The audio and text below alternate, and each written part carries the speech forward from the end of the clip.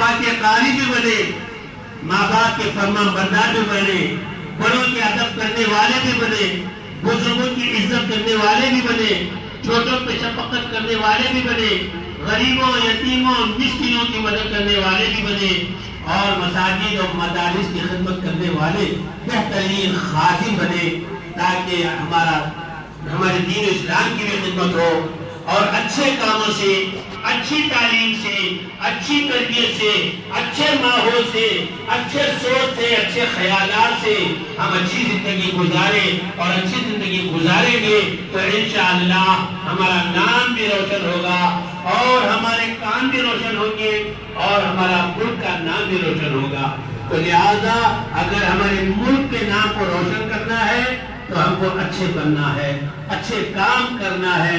लिहाजा हम सबको एक होकर कुरान पाक की तालीम हासिल करें और कुरान पाक को सीखें, पढ़ने पढ़ाने में न शर्माएं, बल्कि हम अपना वक्त जो है बेकार बातों में, बेकार कामों में न गुजारें। यही पैगाम आज दिया जाता है। आप देख रहे हैं सदाए हिंद उर्दू।